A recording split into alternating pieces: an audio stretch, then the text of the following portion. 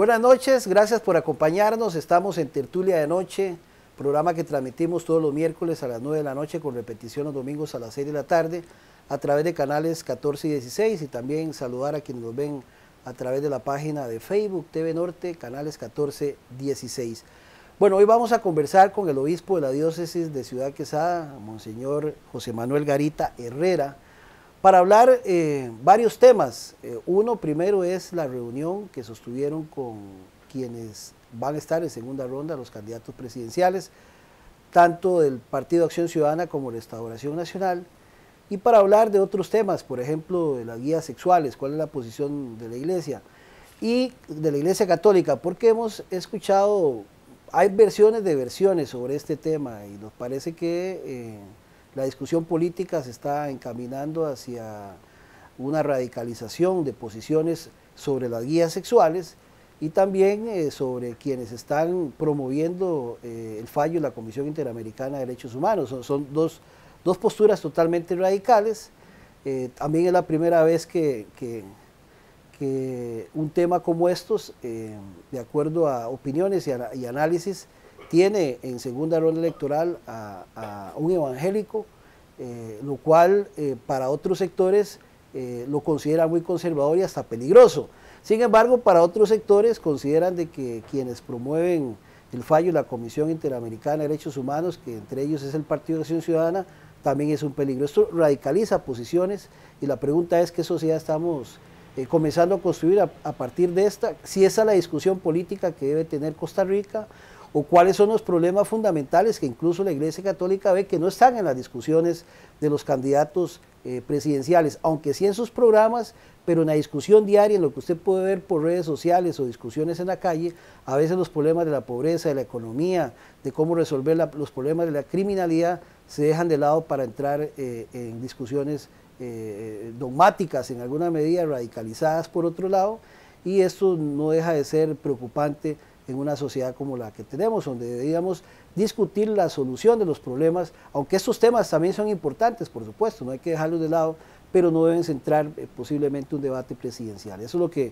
queremos conversar con Monseñor, que nos recibe aquí en su oficina, en la Curia Diocesana, en Ciudad Quesada, muy amablemente para poder compartir con ustedes su criterio a través de este programa. Monseñor, gracias por recibirnos. Saludos cordiales, Álvaro, con mucho gusto, y también a los televidentes, su paciencia y su atención, y ya estamos a la orden para conversar sobre estos temas tan importantes y actuales. Monseñor, algunos dicen que fue una reunión secreta lo que sostuvieron ustedes con los candidatos presidenciales. ¿Eso es cierto o es mero morbo? Eso es morbo e imaginación exaltada, no sé de quién.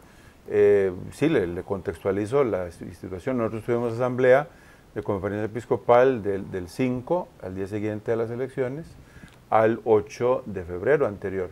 Y justamente el día siguiente, dígase el lunes 5, que empezamos la asamblea, desde buena mañana estuvo presente, ahí a través del secretario adjunto, la solicitud de ambos candidatos de que les abriéramos un espacio porque ellos querían hablar con nosotros. Y efectivamente los atendimos el jueves 8, 1 de la mañana, a Carlos Alvarado a las 11:30 y a Fabricio Alvarado a las 3:30 de la tarde. Ellos llevaban sus inquietudes, ellos llevaban la agenda, por decirlo así, porque ellos fueron los que solicitaron. De tal manera que fue un encuentro ciertamente privado, porque quisimos tenerlo entre nosotros y ellos, para que tuvieran libertad, para que tuvieran amplitud. Sin embargo, una vez acabado el diálogo, hubo espacio posteriormente para que ellos se manifestaran a la prensa y se declarara también de parte del secretario adjunto de la conferencia impresiones generales sobre los encuentros. Pero de esto no hubo ninguna cuestión secreta, ni malévola, ni negociaciones inconvenientes y que la Iglesia Católica interviniendo. Estos son las imaginaciones de algunos que siempre hacen mala noticia de la Iglesia Católica y lamentablemente no son pocos. Claro. Ahora, ¿qué podemos conocer de esa reunión? Si se puede conocer algún detalle. Por supuesto, ellos llegaron, digámoslo así, querían que nosotros los escucháramos, ubicarnos en esta segunda etapa electoral en la que estamos. Claro. Evidentemente ellos dos son los que quedaron los últimos, de tal manera que ellos hicieron eco de una serie de preocupaciones que tienen, empezando que estuvo presente el tema de la familia, el tema de la vida. Sin embargo, aquí está lo importante y eso está reflejado en el mensaje que nosotros publicamos o solemos publicar después de cada asamblea. Hay una preocupación y una visión país, hay otros temas importantes que tenemos que ver, y ellos lo plantearon, y nosotros les dijimos, comulgamos perfectamente con ustedes. Quedó clara la posición de la Iglesia Católica respecto a este tema, que ha sido fuerte en campaña: vida, familia, educación sexual y afectiva de los niños y jóvenes, pero también nosotros dijimos, bueno, el país tiene otros problemas, tiene otras urgencias, tenemos que ver, ¿no? Y ellos plantearon todas sus posiciones con relación al tema fiscal, con relación a la inseguridad ciudadana, con relación a la infraestructura que tiene paralizado este país, con relación a otros temas que son fundamentales y de los cuales hay que dar respuesta urgente para el bien integral del país. Y eso coincide, como digo, con la visión del mensaje nuestro al final, de que ellos tienen la obligación de presentar un plan y una visión país. Yo sé que no lo van a hacer todo en 4 años, es imposible, y menos con la ingobernabilidad que tiene este país, que nos preocupa cada vez más. Sin embargo, puntos e ideas claras respecto a los grandes temas fundamentales que no pueden ser postergados por el bien común del país, de católicos y de protestantes, de un signo y del otro. Todos somos habitantes de este país, que tenemos que preocuparnos por el bien de todos. Ahora, ¿cómo han sentido el tono de la campaña política en el hecho de que las guías sexuales tienen un candidato que no es católico? Yo no sé si es la primera vez que el país tiene un candidato con posibilidad de ser presidente no católico, y que llega precisamente por un tema de discusión a ese nivel.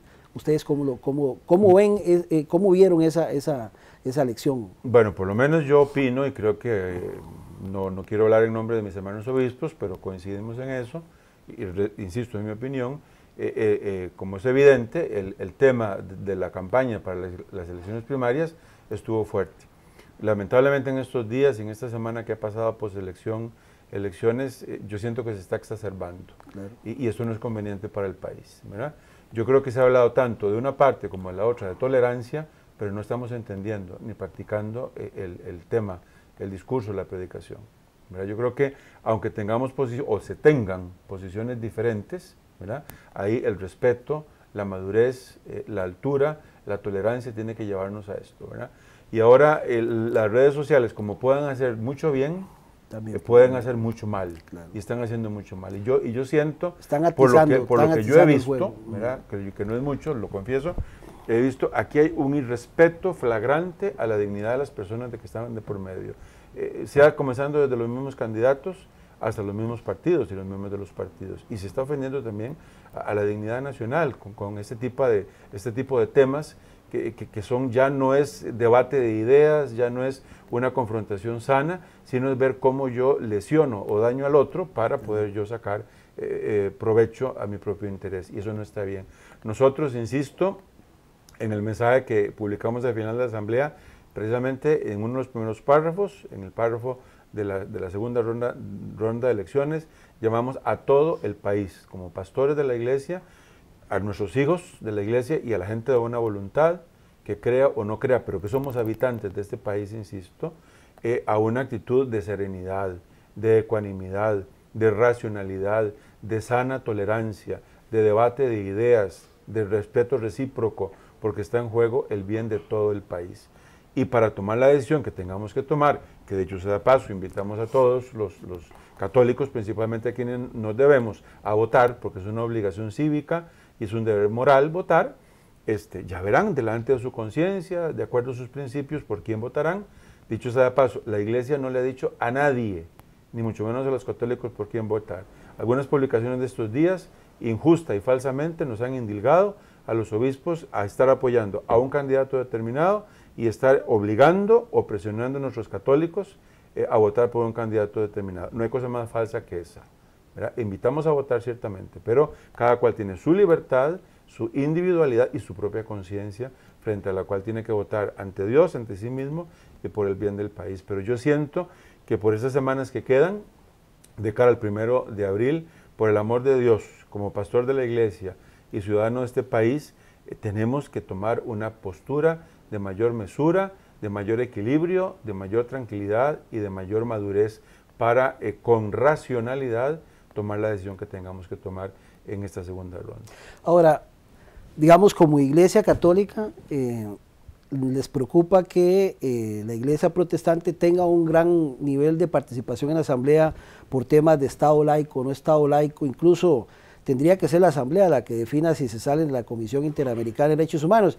Yo no sé si, ahora podemos hablar si ustedes consiguen algunos temas, porque también he escuchado analistas diciendo de que la Iglesia Católica debe preocuparse por ese asunto. ¿Le preocupa o no le preocupa? Vea, yo no sé, bueno, no lo juzgo a usted, Álvaro, de ninguna manera, usted te podrá expresarse. Yo temo que algunos analistas están poniendo el asunto como si la Iglesia estuviera, no hablo de la Iglesia, como si la Iglesia estuviera preocupada por una cuestión de poder. No estamos preocupados por eso, o sea, no nos preocupa perder ni ganar poder en ese sentido, primero. Segundo, el tema del Estado laico, muchos en este país lo hablan pero no lo entienden. La Iglesia Católica es la primera que está de acuerdo desde el Concilio Vaticano II hace 50 años con un Estado laico, un Estado que respete ciertamente la libertad religiosa, la libertad de culto, una visión laica del Estado que reconozca a la Iglesia su propio ámbito y al Estado su propio ámbito también, independientes cada uno, con su propia naturaleza, con sus propios fines, pero que tienen como tema común la persona, el bien de la persona y el bien común de la sociedad. Entonces la Iglesia es la que está precisamente a favor del Estado laico. Pues no deja de ser risible, como digo, que muchos analistas no entienden esto. Nosotros sí no estamos de acuerdo, y valga la aclaración en este momento, con un Estado laicista. Sí, el Estado laicista es el que niega a Dios completamente, es el que le niega a cualquier miembro de cualquier religión expresar su fe, celebrar su culto, la libertad de expresión. Eso no estamos de acuerdo, porque esos propios regímenes totalitarios, sean de izquierda o de derecha. Un Estado laico sanamente entendido garantiza estas libertades fundamentales, que son derechos humanos, y hablemos de derechos humanos, muchos que hablan ahora de derechos humanos, por lo bla, bla, bla, ¿verdad? Es un derecho humano fundamental. En eso sí estamos de acuerdo. En lo que no estamos de acuerdo es un Estado laicista que niega a Dios y que no permita a los ciudadanos practicar la religión que tengan. Usted me explicaba la otra vez que estuvimos conversando la diferencia entre esto. Claro. Pero hay quienes dicen que mandar a un Estado laico al país es quitar a Dios de la Constitución política y sobre todo vale la pena volver a retomarlo. Eso sería un Estado laicista. Laicista, correcto. Laicista, ¿verdad? Entonces por eso entendamos los conceptos. Sí. La Iglesia no ha movido un granito de arena para dejar a ultranza ¿cómo se llama? El artículo 75 de la Constitución Política. ¿Sí? Los constituyentes del 49 quisieron que el Estado, de aquel entonces hasta el día de hoy, tuviera una religión. Yo cuando estudié en Roma, perdone que aluda a mí, cuando yo hice el curso de Derecho Público Eclesiástico, el profesor de Derecho Público Eclesiástico, un gran profesor español, en este caso, sacerdote jesuita, nos decía claramente, el Estado no debe tener religión, ¿verdad? En esa visión laica del Estado, sanamente laica. Un Estado laicista, sea como digo, sea un régimen, por ejemplo, como el nazista, de derecha, un régimen izquierdista como fue el soviético, ¿verdad? Por supuesto que niegan a Dios. Claro. Entonces no hay preocupación de que haya ese aumento de diputados protestantes o que vayan ganando poder. Evidentemente hubo un aumento, ¿verdad? Hubo un salto de 1 a 14. Exactamente, evidentemente. Sin embargo, muy interesante, la Iglesia no tiene esto bancada, ¿verdad? Esto queda claro, sino queda interesante cómo otros partidos también obtuvieron, a diferencia, digamos, de la elección presidencial, más apoyo con los diputados, o crecieron en el número de diputados, y cómo se restringió el número de fracciones a nivel de la Asamblea. Entonces, ahora, yo por lo menos creía, personalmente, en mis cálculos y mis pobres análisis, yo creía que la Asamblea iba a quedar todavía más fraccionada, y me preocupaba enormemente eso. Ahora, ¿cómo se va a consensuar, ¿verdad? En este sentido? Sin embargo, yo creo que es una oportunidad, hay un equilibrio, ahí se nota también la madurez político-democrática del costarricense, ¿verdad? Pienso yo, de cómo equilibró o cómo se equilibró un poco esto. Entonces yo creo que a la Iglesia no le preocupa.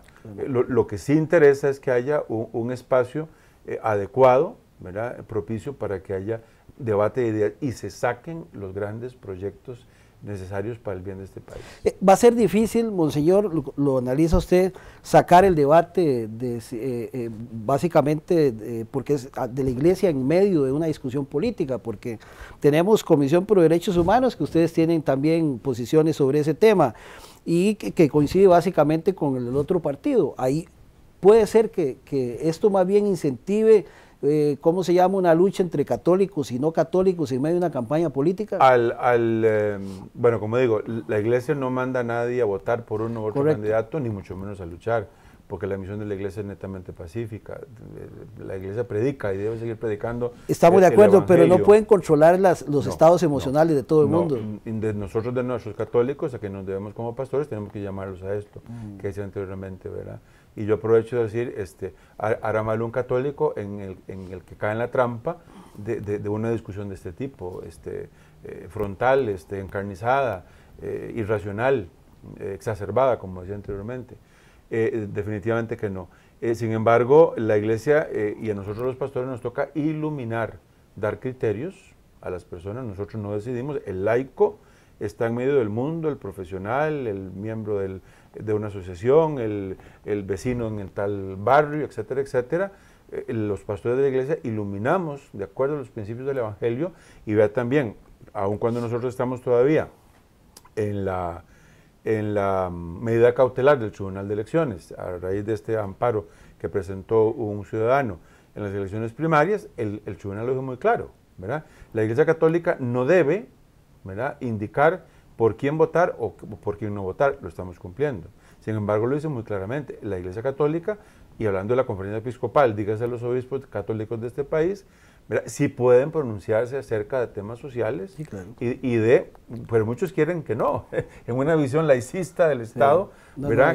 Que los obispos no hablemos de nada, que estemos encerrados en... ¿Cuál es la obligación de la iglesia? Iluminar. No, es iluminar en ese sentido. Iría mal que la iglesia falte este sentido profético que tiene que tener.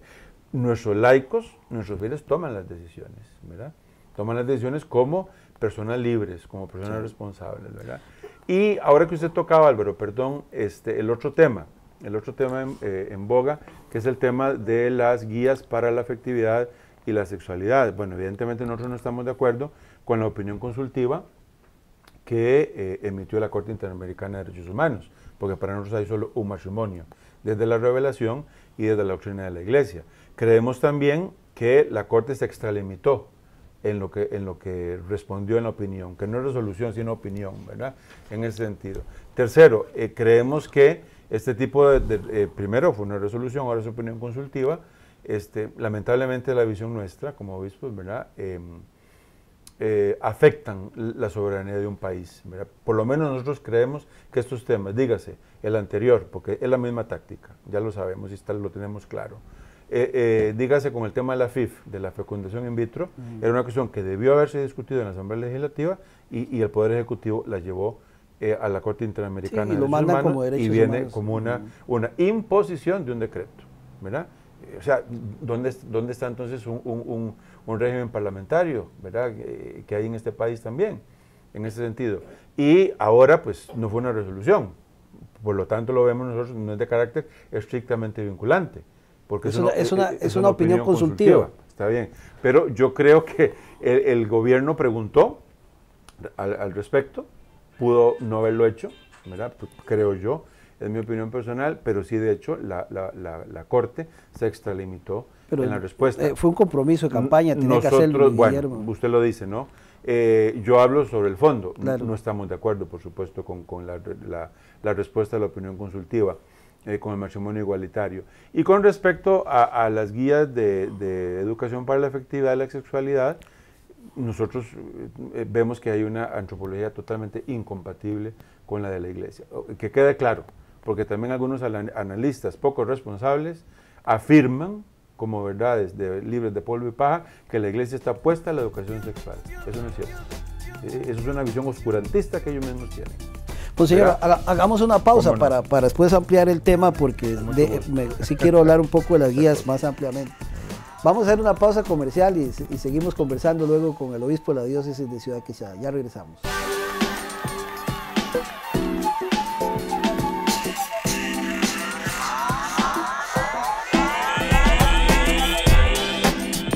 Bien, continuamos compartiendo en esta tertulia de noche con el obispo de la diócesis de Ciudad Quezada, Monseñor José Manuel Garita Herrera.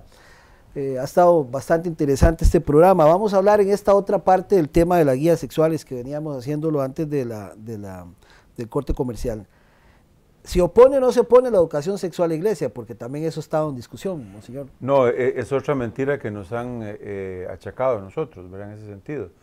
Como una oposición a científica, oscurantista, ¿no? La iglesia siempre ha estado en favor de la necesidad incluso de la educación sexual, pero el sentido, la forma es diferente, ¿no? Nosotros pensamos y creemos en una educación sexual integral, que tome el dato científico, el dato biológico, el dato ético, el dato moral, el dato espiritual. La oposición nuestra fundamentalmente a estas guías de educación para la afectividad y sexualidad presentadas por el Ministerio de Educación, que no nos consultaron, dicho sea de paso nosotros, como en otras ocasiones, ni tampoco fue aprobada por el Consejo Superior de Educación, que es otro tema. Entonces, ¿quién la se metió ahí? Bueno, eso hay que preguntarle al MEP, eso, ¿verdad? Yo me pronuncio sobre el contenido, el resultado, ¿verdad? Es una visión carente de una visión ética, o por lo menos que una visión ética con la cual comulgamos, con una sana antropología integral, que parte definitivamente de un dato cientifista, biologicista, y particularmente, que es lo que más nos preocupa, ¿verdad? Que parte para nosotros, y esto lo aclaro, de una premisa mayor falsa, que es que el sexo no se nace con un sexo asignado, sino que el sexo se escoge, ¿verdad? Se escoge. Eso nosotros no podemos aceptarlo desde una antropología cristiana. Nosotros creemos en el derecho natural, nosotros creemos en la sabiduría de la naturaleza, y nosotros creemos que la sexualidad tiene un componente muchísimo más allá de una cuestión puramente biológica, ¿verdad? Es psicológica, es incluso espiritual, ¿verdad? Y uno que oye personas que sufren, que llevan esas situaciones, ¿verdad? Por más que queramos, como decía mi abuela, torcerle el rabo al gato, ¿verdad? Seguiría siendo el rabo del gato, ¿verdad? No podemos oponernos a una situación objetiva real. Ahí es donde está el problema. Monseñor, ¿usted cree que, porque también, es que son, y pregunto en términos generales porque eso es lo que se hace ver, hablan de que tenemos muchos nacimientos de embarazos por niñas adolescentes, se habla de que, bueno, en fin, hoy revisando datos de censos, cifras, sí. Hablan, bueno, 5.200 y esto solo en San Carlos, se habla de que 34 partos por día, que estas guías vengan a resolver ese problema. Yo no creo.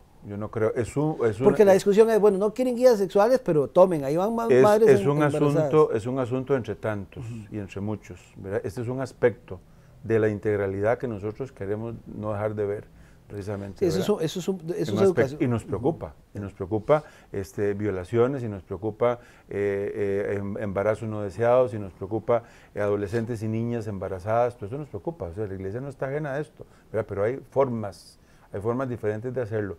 Y nosotros, por ejemplo, como pastores, les decimos a nuestros fieles, eso tiene que empezar desde el hogar, con o sin guías sexuales, ¿verdad? En ese sentido, desde el hogar es parte de la formación, ¿verdad? Humana y cristiana, en el caso nuestro como católicos, que deben de tener las familias en este sentido. Y nosotros tenemos muy claro que la educación que el Estado da, por más buena que sea, es una educación subsidiaria. El punto fundamental está en la familia, está en el hogar, donde tiene que ser la educación sólida con verdaderas bases. Entonces sí, es parte del problema, pero que me vengan a mí a presentar este asunto como la premisa fundamental, mayor, la preocupación mayúscula en ese sentido, esto no es cierto. Hay otros temas más importantes, claro, que están en discusión. Pero el MEP ha dicho que ellos no están enseñando a la gente a reconocer a otro tipo de personas del mismo sexo, y que no se habla de géneros, a pesar de que hay gente que dice que se hablan 112 géneros distintos en las guías. A mí me preocupa, ellos lo han negado, Álvaro, pero a mí me preocupa, o sea, uno lee en la Universidad Católica, en el pasado mes de enero, hubo un foro muy interesante. Fue una colaboración que hizo la Iglesia Católica del análisis de las guías sexuales por parte de un epistemólogo, por parte de un antropólogo, por parte de un psicólogo, por parte de un teólogo, para que viéramos todos los aspectos que hay, ¿verdad? Porque no vamos a estar de acuerdo en todo, pero definitivamente nosotros llegamos a la conclusión que subyace ahí una cuestión ideológica que va permeando todo esto. Quizás no se diga directamente, ¿verdad? Pero esto sí, de la asignación del sexo, sí se dice claramente, ¿verdad? Eso no se puede negar, ¿verdad? O que se diga claramente ahora que la ministra en días pasados aclaró, porque aparentemente se presentó como parte de las guías sexuales, el asunto de que una persona heterosexual, sea varón o mujer, podría eventualmente tener relaciones homosexuales o lesbianas, que eso no es ningún problema. Exacto. Pero resulta que eso era parte del glosario para los educadores. Entonces es parte del mismo sistema educativo. Sea por guías o sea en el glosario, esa es una postura con la que no estamos de acuerdo, Sí. por ejemplo, moralmente hablando. Sí, creo que no sé si la página 70, el resto que dice efectivamente. Del glosario. Del glosario, Sí. usted no puede, Bueno, digamos, no hay problema. Pero usted, es parte de la educación que se está dando. Entonces, lo que pasa es que dicen que eso es para los profesores y no para los alumnos. ¿a quién llega a quienes llegan los contenidos de las Sí, guías claro, y la enseñanza a los profesores? Por favor. El tema es quién, bueno, eso es una pregunta al MEP, ¿quién se va a encargar de explicarles bien eso a los educadores para que se lo expliquen bien a los alumnos? Eso es algo complicado. Muy complicado. Ahora, ustedes, digamos, no sé si como opinión propia, como conferencia, por esta posición, ¿cree que más bien les están golpeando para que no se metan? Porque en estos temas son los que políticamente se están discutiendo y que han favorecido a la Restauración Nacional, y que ustedes los vean más bien que ustedes están impulsando a Fabricio Alvarado. Eso es una interpretación. Sí, claro que es una interpretación por el tema que está. Es una interpretación sesgada y yo diría en algunos casos malintencionada, ¿verdad? De algunos para hacernos, bueno, y coincidimos, no lo vamos a negar. O sacarlos de la discusión. Bueno, coincidimos, por ejemplo, una visión cristiana, por decir esto, ¿verdad? De cuál es el matrimonio, de la heterosexualidad de varón y mujer, del tipo de educación que queremos para los niños y jóvenes, y que esto estamos de acuerdo. Esto no significa que la Iglesia esté apoyando a Restauración Nacional, y son coincidencias, como también hay diferencias, ¿verdad? En lo otro. Pero en ese sentido es injusto, ¿verdad?, que se nos achaque esto cuando no es así, ¿verdad? Nosotros estamos, insisto, de acuerdo con una educación sexual, pero integral, no ideologizada desde ningún punto de vista. Y es más, la Iglesia hace muchos años presentó sus propias guías sexuales y las ofreció al MEP, ¿verdad? Estamos en otros tiempos, dicho sea de paso, menos azarosos como los actuales, y nos aceptaron. Está bien, nosotros como pastores, ahora que algunas personas quieran, a través de polemizar este tema y de injustamente, falsamente, achacarnos a nosotros esto para sacarnos del medio de la discusión, nada más le digo, la Iglesia no puede dejar de hacer lo que tiene que hacer desde siempre, desde hace 2000 años, que es evangelizar, ¿verdad? Y la evangelización significa educación, significa formación, ¿verdad?, en el bien integral de la persona. Entonces, aunque digan o no digan, la Iglesia tiene que seguir cumpliendo su misión. ¿A usted les preocupa, bueno, independientemente, porque aunque no estén con un u otro partido, las decisiones que se toman aquí van a ser políticas, digamos, y la agenda básicamente, el PAC ha sido una agenda pro-gay? Ahora, bueno, yo no sé. Es la continuidad de lo que el presidente actual ha comprometido. Ahora, el punto es que es injusto, y esto yo quiero que quede claro, es injusto politizar, venga de donde venga, la discusión, los tiros, ¿verdad?, la enseñanza de la Iglesia, okay, ¿verdad?, la enseñanza de la Iglesia, ¿verdad?, cuál es el tipo de matrimonio en que creemos desde la revelación, cuál es el tipo de educación afectivo-sexual que queremos para las futuras generaciones, cuál es el deber y el derecho inalienable de los padres de escoger la mejor educación para sus hijos. Eso no se puede imponer, eso es un derecho humano sancionado desde la Declaración de los Derechos Humanos, ¿verdad?, es de que los padres deben y pueden escoger la educación que quieren sus hijos, en ese sentido. Pero no es justo que algunos, no sé con qué interés, me lo puedo imaginar, estén politizando la enseñanza de la Iglesia. Sea como dice usted, no lo digo yo, ¿verdad?, porque nos quieran sacar del ring, si cabe la expresión, o si nos quieren engavetar, ni siquiera en la sacristía, sino en los armarios de la sacristía. Como digo, la Iglesia no puede dejar de evangelizar. Y el mismo Tribunal de Elecciones nos ha dicho, nosotros, pastores de la Iglesia Católica, podemos pronunciarnos respecto a temas sociales, respecto a temas de interés del país, y el Evangelio no está en las nubes, el Evangelio desciende a la realidad y muchas veces dolorosa y preocupante de las personas, y es donde la Iglesia tiene que iluminar proféticamente. Señor, ¿y qué opina usted de quienes dicen que la posición de la Iglesia o la visión sobre estos temas es retrógrada, que están en una realidad distinta, que eso hay que aceptarlo, que es parte de lo que hay en el mundo, de que la sociedad sí, y que ¿qué van a hacer? ¿Qué van a hacer si le sale un hijo homosexual y que si se topa un otro homosexual en el trabajo? Que esto puede no generar más bien tolerancia, sino más bien intolerancia. Yo creo, Álvaro, que lo hablamos la vez pasada, yo le expliqué, y me acuerdo muy bien, cuál es la posición de la Iglesia Sí, claro. respecto al homosexualismo, ¿verdad? En ese sentido, la Iglesia acompaña. ¿Cuánta gente homosexual, Sí, sí. hombres, mujeres, llegan a buscar ayuda a la Iglesia y la Iglesia los acompaña? Ahora, si son opiniones, como diría Benedicto XVI, que provienen de la dictadura del relativismo, de que todo se puede, de que todo está bien, de que cada cual elija de acuerdo a su conciencia y lo que sea, sin importarle el bien del otro, ¿verdad? Que yo con tal de alcanzar mis objetivos o mis supuestos derechos, yo estoy entonces aplastando al otro o aprovechándome del otro, en eso no estamos de acuerdo, definitivamente. Ahora, no es para que lo conozcan. ¿Cuánto se ha abierto la Iglesia Católica después del Concilio Vaticano II? Nosotros mismos lo admitimos. Yo me crié todavía en una época en que era pecado mortal ir a visitar o hablar o alternar con una persona que estaba casada civil. Hoy la Iglesia dice, bueno, que no les podemos dar la comunión, eso es otra cosa, pero la Iglesia los acompaña, la Iglesia los acoge. A una persona homosexual, la Iglesia no la discrimina, la Iglesia no la destruye, como dicen algunas otras personas, llamando eso intolerancia, ¿verdad? No, una cosa es sana tolerancia y otra cosa es alcahuetería, ¿verdad? Y yo no puedo, como pastor, que guío la conciencia o ilumino la conciencia de las personas, llevar a un error objetivamente a una persona. Eso no puede ser, ¿verdad? Definitivamente, por lo menos desde nuestra enseñanza. Pero el valor de la persona es el valor fundamental. Que no estemos de acuerdo en alguna situación no significa que yo discrimine, que yo rechace, que yo condene, que yo destruya. Y ese discurso de odio, porque nos han endilgado a nosotros haber creado y haber promovido un discurso de odio, no hemos sido nosotros, han sido otros los que lo han planteado y lo han puesto sobre la mesa. Si a usted tuviera que recomendarle a un padre de familia, que ustedes dicen que no dirigen, llevar o no estas guías, mandar o no al muchacho a recibir de estas guías sexuales de educación, ¿ustedes qué dirían? La decisión la toma el padre de familia, evidentemente. La Iglesia ilumina.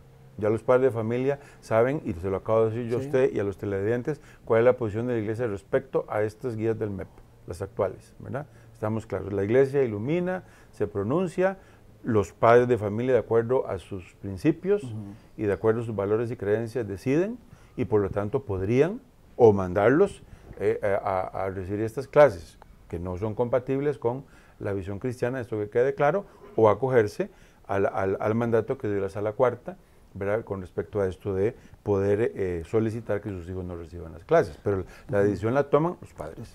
Pues señor, ustedes vea, por ejemplo, perdón, una cosa, en días pasados se dio, y la ministra me pidió la intervención, y se hizo. Y el padre Juan Miguel Castro, párroco de Aguasarcas, intervino. Usted sabe que hubo 10 escuelas en el sector de Aguasarcas y de Pital que los padres de familia cerraron para impedir el acceso a las mismas. Y yo le dije al padre Juan Miguel, dígale por favor a los padres de familia que nosotros aclaramos una vez más, y con personeros del MEP, y con personeros de la Defensoría de los Habitantes presentes, cuál es la posición de la Iglesia respecto a las guías. Estamos claros, primero. Segundo, que los padres de familia son los que deciden si envían o no a los hijos a recibir estas clases. Y tercero, que la Iglesia Católica no puede estar de acuerdo con medidas de presión como estas, de cerrar escuelas y de impedir el ejercicio de los derechos de otras personas por una situación de estas. Hay otro medio, otro mecanismo para poder, por ejemplo, esta carta que se puede enviar, pero no estamos... Y la Iglesia me dio. Y la ministra ese día por la tarde me agradeció, por medio de un sacerdote que trabaja en el MEP, la intervención de la Iglesia. Entonces, estamos para acercar posiciones, aunque haya diferencias de opiniones. Si ustedes no andan echándole carbón a nadie. Es que ese es el problema. Algunos nos ponen, y eso no es cierto. Claro. Es injusto. Ustedes han conversado, no sé usted o algún obispo, con la ministra, y les han planteado básicamente que ustedes no están de acuerdo con... por lo menos los dos últimos presidentes de la conferencia episcopal, que habla en nombre de toda la conferencia, ¿verdad?, le han planteado, ¿verdad?, anteriormente el ministro Garnier y ahora la ministra... Bueno, el ministro Garnier está totalmente a favor, ¿verdad? Se les ha dicho, la posición de la Iglesia es esta, y nunca se ha ocultado. ¿Y qué le han dicho? ¿Que no van a cambiar de opinión? Pues digamos, no así tan directamente, ¿verdad? Es que se respeta la opinión de la Iglesia, etcétera, etcétera, pero que es necesaria la educación sexual, etcétera, etcétera. Estamos de acuerdo en esto, pero bueno, son situaciones de fondo, de principio, con las que no estamos de acuerdo. Pues señor, y ahora que viene ya Semana Santa, ¿tienen alguna digamos, alguna directriz o línea en el sentido de llamar al respeto a la gente sobre estos temas antes de las elecciones? Bueno, es el domingo, creo, de resurrección, 1 de abril. El 1 de abril, efectivamente. Bueno, en primer lugar, pues reiterar y aprovecho la oportunidad, claro, y así lo he dicho, a todos los católicos, a quienes me debo, fundamentalmente, de invitarlos a votar. Es una obligación cívica y moral que tenemos. Yo lo he dicho claramente, el que no vota de falta o incurre en una falta de omisión, ¿verdad? En este caso desde el punto de vista moral. Nos han preguntado, ¿qué hacer, verdad? Ante la disyuntiva? Bueno, usted elija de acuerdo a su conciencia, usted elija de acuerdo a sus principios, y usted presente hasta la urna, usted ahí en ese sagrado recinto. Si ustedes no le dicen que no voten o no por un evangélico. No. Nosotros como ciudadanos que somos también y pastores a la misma vez, invitamos a la gente a votar. La gente sabrá por quién vota, ¿verdad? En ese sentido. Primero.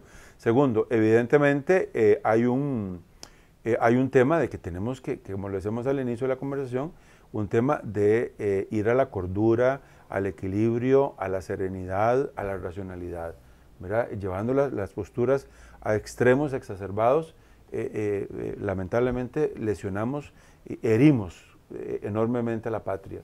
Y sin saber con qué consecuencias, porque el 1 de abril va a pasar, sí, y va a quedar uno de los dos, eso es un hecho, ¿verdad? El asunto es qué consecuencias va a tener esto más adelante para la vida del país, para el gobierno que quede, sea cual sea, ¿verdad? Y tercero, está el tema, bueno, ya el tribunal ha dado una opinión, me imagino que vendrá alguna resolución formal en estos días con relación, aparentemente, ¿verdad?, a la no manifestación pública de celebraciones religiosas el día de las elecciones. Nosotros estamos de acuerdo para colaborar con la institucionalidad del país, para colaborar con la fiesta democrática del país del 1 de abril, si es que viene por ahí. ¿Han hecho alguna solicitud de pasarlo? Porque he visto en redes de que querían que se pasara al 8. Pero entiendo que no se puede, entiendo que bueno, no sí, se puede. No, porque está sí, constitucionalmente pero la iglesia ni ha establecido. pedido que se revoque una cuestión de estas o que se pase, no, simplemente somos respetuosos, entendemos perfectamente el día de elecciones, en ese caso, lo que afectaría eventualmente la procesión del resucitado, alguna procesión eucarística, pero los actos litúrgicos fundamentales dentro de los templos no estarían afectados. Claro. ¿Usted cómo está sintiendo la sociedad con estos temas? ¿Muy polarizado o no? Lamentablemente, muy polarizado. ¿Y eso? ¿Verdad? Es un país que, por lo menos desde mi humilde y pobre visión de las cosas, es un país que ha cambiado grandemente en muy poco tiempo, ¿verdad? Hacia esos puntos de polarizarse, sean los temas que sean. Yo siento que también es parte, no lo estoy justificando, contextualizando, es parte de, digamos, de la sociedad posmoderna o más que posmoderna en la que estamos, ¿verdad? Lamentablemente, cuando hoy se predica tanto de la tolerancia, ¿verdad?, nos falta en la práctica ya hacer ejercicio de la misma, ¿verdad? Entonces, sea por un tema o por el otro, se está polarizando y Costa Rica ha sido un país en que lo ha caracterizado el diálogo, lo ha caracterizado el consenso, pero antes del diálogo y el consenso, le ha caracterizado siempre el respeto a las posiciones distintas que puedan tener los otros, ¿verdad? Pero nunca perder la dimensión del respeto, porque cuando perdemos la dimensión del respeto, entonces se polarizan las cosas y entramos ya en situaciones de odio que nadie quiera, que nadie quiere que se den, ni humana, ni mucho menos cristianamente hablando. Cuando suceden situaciones así, monseñor, llega más gente o menos gente a los templos, ¿tiene algún efecto eso entre la fe de la gente? Yo siento que la gente a su manera busca a Dios, pues es una necesidad, sí, ¿verdad? Claro. Incluso parte de estos temas ideológicos o posturas ideológicas que hay hoy en día, hay pensadores, ¿verdad?, o personas que opinan, ¿verdad?, que se obstinan en tratar de negar la dimensión religiosa que tiene la persona, ¿verdad? O sea, que crean en Buda, que crean en Alá, que crean en Jesucristo, que crean en Mahoma, o sea, es innegable. Es connatural, esencial al ser de la persona humana, sea cual sea una dimensión religiosa. Necesita tener una relación, una comunión con un ser superior, llámese como se llame, ¿verdad? Y hay gente que se niega obstinadamente a aceptar esta realidad. Y yo creo que, por lo menos a su pregunta, desde el punto de vista católico, yo siento que la gente busca el contacto de la fe, busca su relación con Dios, busca y pide la palabra de iluminación de sus pastores, ¿verdad? O sea, es el ejercicio de la vida religiosa, en este caso, pues visto nuestra visión católica, pero igual el cristiano protestante, igual el que cree en otra cosa y todo. Hay una dimensión religiosa innegable en la persona humana. No es tener una bolita de cristal, pero hay países que ya lo han establecido. ¿A qué sociedad nos lleva aceptando todo esto que nos están vendiendo en las guías? ¿Qué mentalidad le quieren poner al niño desde pequeño para aceptarlo luego cuando tenga cierta edad, digamos? Eso se llama es un cambio de la sociedad totalmente a todos los niveles. Remitámonos a las pruebas y a las experiencias ya de países, de lugares, de estados, de alcaldías en distintos lugares del mundo, ¿verdad? Por ejemplo, bueno, yo soy jurista eclesiástico, pero por ejemplo veía ahí un reportaje en días pasados de un lugar en los Estados Unidos de cómo han tenido que trastornar y trastocar toda una cuestión del sistema jurídico, por ejemplo, o del sistema comercial, para el ejercicio, digamos, de estas aprobaciones de leyes que se han dado, ¿verdad? O sea, yo no digo en un sentido o en el otro, ¿no? Pero que de hecho hay un cambio, ¿verdad? Un cambio radical, es volver la sociedad a un sentido distinto al que está hoy en día organizada. Y no estoy hablando de religión, estoy hablando de un orden social básico, estoy hablando de un sistema jurídico básico, ¿verdad? Entonces tenemos que darle vuelta al asunto completamente, ¿verdad? Y bueno, es lo conveniente, es lo racional, es lo justo para todos. Ahí están las preguntas. Muy bien. Bueno, yo creo, monseñor, que ha sido una conversación bastante interesante en ese sentido, porque la inquietud siempre es, uno tiene que ir a la fuente a preguntar, porque realmente yo sí siento que el país está yendo por una discusión muy polarizada, que no le hace bien a nadie, Por supuesto, ¿verdad? No le hace bien a nadie, y más bien tiende a confundir, porque uno escucha a mucha gente con opiniones muy confusas sobre una cosa y sobre la otra. Y me parece que esas posiciones radicalizadas lo que hacen es generar también un discurso de odio al final. Y yo no creo que sea conveniente en este país decir que haya gente protestante o católicos contra gays, y tendríamos un país completamente confrontado. Y así no se construiría nada. definitivamente. Tendríamos una sociedad donde llegarían muchachos al colegio totalmente radicalizados con un tema y con lo otro. Y por lo menos eso a mí me preocupa, de que nos estemos llegando a eso, y que el 1 de abril sea el inicio de lo que pueda pasar después. A mí también, como ciudadano de este país y como pastor de la Iglesia Católica, me preocupa tremendamente eso, como ha quedado patente en este diálogo tan rico que hemos tenido, gracias a usted y al Canal 14 y 16, Copelesca, y a la gente que ha tenido la bondad de su atención. Y bueno, evoco en este momento, como termina el himno nacional, ¿verdad? Vivan siempre en este país el trabajo y la paz, ¿verdad? Y vuelvo una vez más, es el mensaje del Evangelio, la enseñanza de la Iglesia. Busquemos realmente la armonía, el equilibrio, la serenidad, el respeto, la tolerancia. No caigamos en la trampa de estos discursos de odio o de extremo, ¿verdad? Y yo, una vez más, niego categóricamente que la Iglesia Católica haya dicho esto o lo otro, o esté promoviendo, o haya provocado. O esté haciendo negociaciones de ninguna por debajo, manera. claro. Eso, como lo decíamos al principio, es lamentablemente el fruto enfermizo del morbo de algunas personas, ¿verdad? Es que también es fruto de que, por ejemplo, hay partidos que ya, pues, la Iglesia no es un partido, por supuesto, pero ya el Frente Amplio dice no hay que votar por fulano y tal. Bueno, el eso otro lo no hay están que diciendo votar. ellos, ¿verdad? Entonces, como vos decís, un morbo, comienzan a hacer cuadros de alianzas posibles de acá al 1 de abril. No es justo, como lo he dicho, politizar, sea de un lado o del otro, el mensaje de la Iglesia, que es para toda persona de buena voluntad.